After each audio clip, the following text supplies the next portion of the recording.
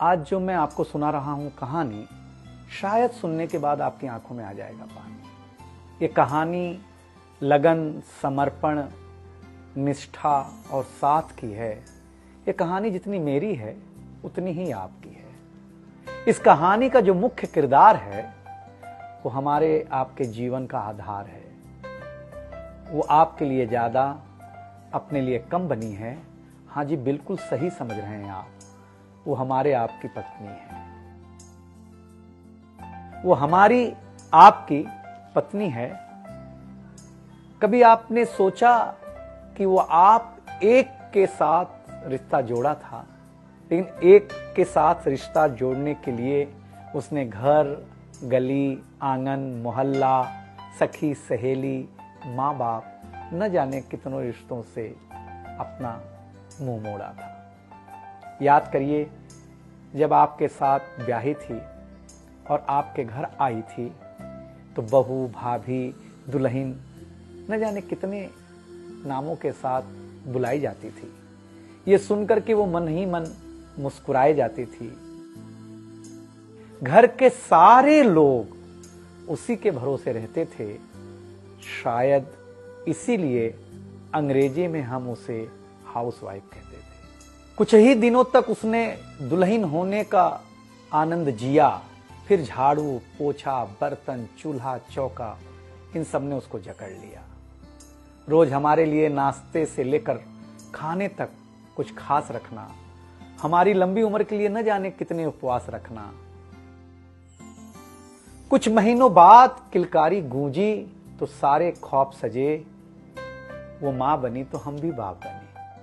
जैसे जैसे वो उम्र की सीढ़ियां चढ़ती गई, जैसे जैसे वो उम्र की सीढ़ियां चढ़ती गई, जवाबदारियां कुछ न कुछ रोज बढ़ती गईं।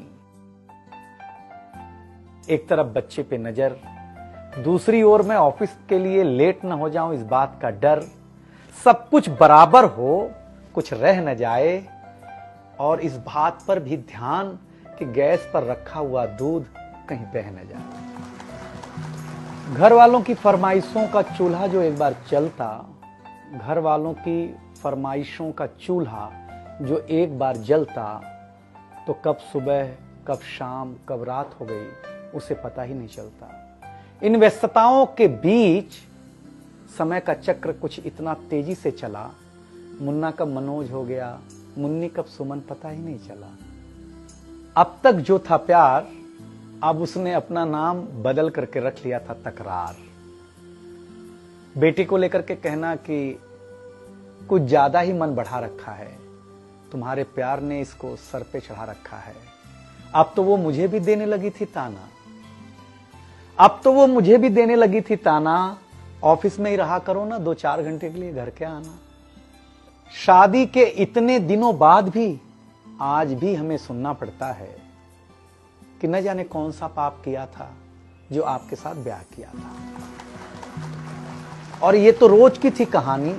इतना जोर से कहना कि घर के सारे सदस्य सुन लें कि एक दिन बीमार होती हूं ना, तो एक दिन बीमार होने पर किसी को कोई देता नहीं है 1 गिलास पानी, लेकिन जैसे ही उसे आपके तबीयत खराब होने का होता आभास, आकर के बैठ जाती थी आपके पास। याद तो होगा ना, वो मीठी बातों के साथ माथे पर विक्स लगाना और साथ में कान में यह भी कहना कि कल सुबह अगर अच्छा ना लगे तो फिर ऑफिस मत जाना। लेकिन एक दिन समय ऐसे मोड़ पर ले आता है जहां बदल जाता है जिंदगी का ताना बाना। थाली में रोटी रखते हुए उसका ये कहना कि बेटी जवान हो गई है, क्या अब लड़का भी मुझे ही ढूंढने होगा जाना। शादी तय हो जाने के बाद 1-1 रुपया जोड़ना, पैसे कम पड़ने पर खुद का कंगन तोड़ना, सब कुछ हो जाएगा मुझे ढाढ़स बढ़ाना, सब कुछ हो जाएगा मुझे ढाढ़स बढ़ाना। विवाह का गीत खुद रोते हुए गाना। याद तो होगा ना आप लोगों को ये गुजरा हुआ जमाना। कुछ समय बाद जब हम जवाबदारियों से मुक्त हो जाते हैं तो कुछ ज्यादा ही धर्मयुक्त हो जाते हैं। उम्र के अंतिम पड़ाव पर हम बीमारियों के बीच जीने लगे हैं। बिना शक्कर की चाय पीने लगे हैं।